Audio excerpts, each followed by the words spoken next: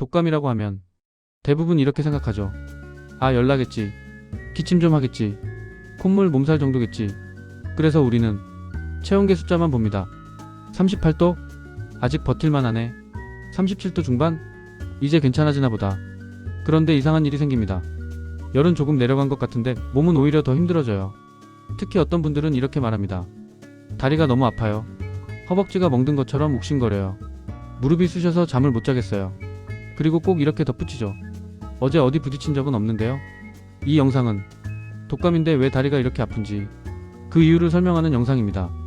그리고 더 중요한 건 이 통증을 어떻게 받아들여야 하는지에 대한 이야기예요. 많은 사람들이 아직도 독감을 이렇게 이해합니다. 감기랑 비슷한데 좀 센 거. 하지만 이 생각이 다리 통증을 헷갈리게 만드는 첫 번째 이유예요. 독감은 호흡기만 공격하는 병이 아닙니다. 독감은 전신 면역 시스템 전체를 흔드는 급성 염증 질환이에요. 바이러스가 몸에 들어오는 순간 우리 몸은 이렇게 반응합니다. 국지전 아니다. 전면전이다. 그래서 면역세포들은 목, 폐만 지키는 게 아니라 온몸에 염증 신호 물질을 뿌립니다. 이 신호 물질들이 어디로 가장 많이 가느냐? 혈류가 많고 근육량이 크고 에너지를 많이 쓰는 곳, 바로 허벅지, 엉덩이, 무릎, 종아리입니다. 여기서 중요한 질문 하나. 왜 하필 쑤신다가 아니라 멍든 것 같다고 느낄까요? 이건 굉장히 중요한 포인트예요. 멍이 들 때를 떠올려 보세요. 실제로는 근육 안에 미세한 손상 염증이 생긴 상태죠. 독감 때도 똑같은 일이 벌어집니다. 근육세포 안에 염증이 생기고 통증을 전달하는 신경이 예민해지고 평소엔 느끼지 못하던 자극까지 증폭됩니다.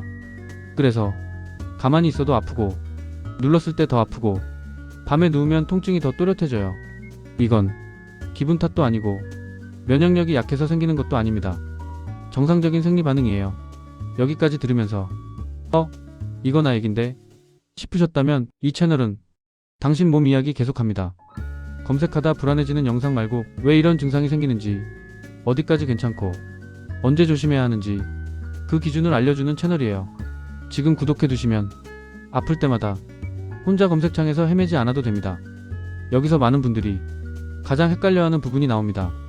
열은 좀 떨어졌는데 왜 다리는 더 아파지죠? 이건 아주 흔한 상황이에요. 이유는 간단합니다. 염증 반응과 열은 같은 속도로 꺼지지 않기 때문입니다. 열은 몸이 전투 모드에 들어갔다는 표시고 통증은 전투로 인한 여파에 가까워요. 전쟁이 끝나도 잔해 정리는 시간이 걸리죠. 특히 이런 조건이 겹치면 통증은 더 심해집니다. 열이 높았던 기간이 길었을수록, 땀은 많이 났는데 물을 충분히 못 마셨을수록, 식사를 거의 못했을수록 이 상태에서는 근육 안 노폐물이 제대로 빠져나가지 못합니다. 그래서 누워있어도 쑤신다. 움직이면 찢어질 것 같아. 이런 표현이 나오는 거예요. 이 질문 정말 많이 받습니다. 정리해드리면 이렇습니다. 대부분의 독감 근육 통관절통은 열이 떨어지기 시작하면서 35일 이내 점점 약해집니다. 하지만 여기서 중요한 전제가 하나 있어요. 제대로 쉬었을 때입니다. 문제는 많은 분들이 이 통증을 이렇게 대한다는 거예요. 아픈데 참고 움직이면 더 빨리 낫지 않을까? 다들 이런 거 겪는다던데. 이건 회복을 앞당기는 선택이 아니라 오히려 늦추는 선택일 수 있어요.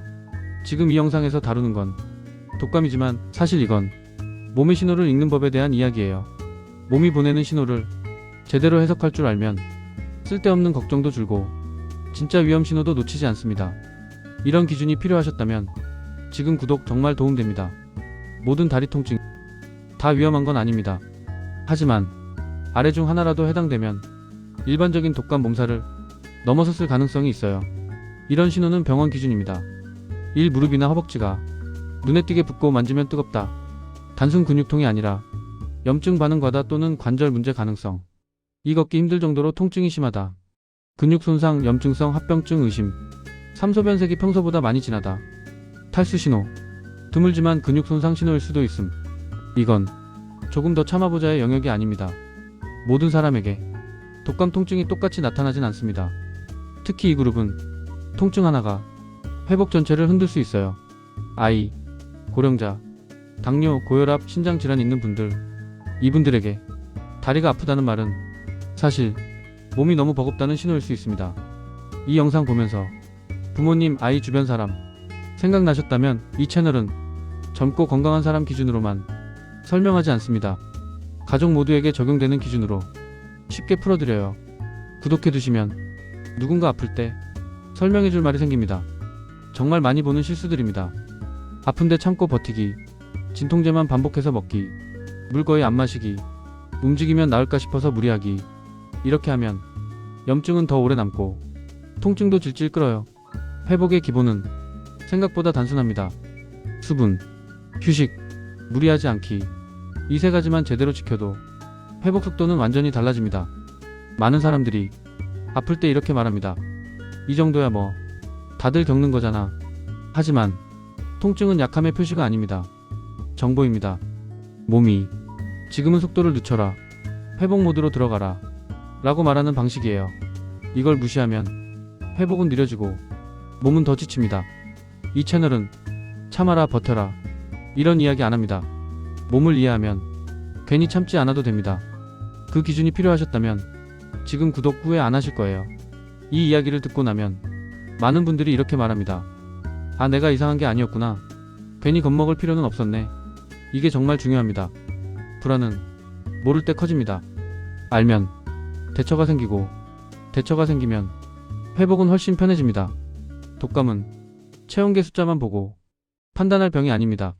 몸살, 다리 통증, 관절 통증, 이 모든 건 몸이 보내는 정직한 신호예요. 이 신호를 무시하지 않고 제대로 이해하는 것, 그게 진짜 건강관리입니다. 앞으로도 이 채널에서는 대부분은 그냥 넘기지만 몸은 분명히 보내고 있는 신호들 쉽고 정확하게 알려드릴게요. 지금 구독해두시면 아플 때마다 검색하다 불안해질 필요 없습니다. 몸이 보내는 신호 같이 읽어볼 사람들만 여기 모입니다.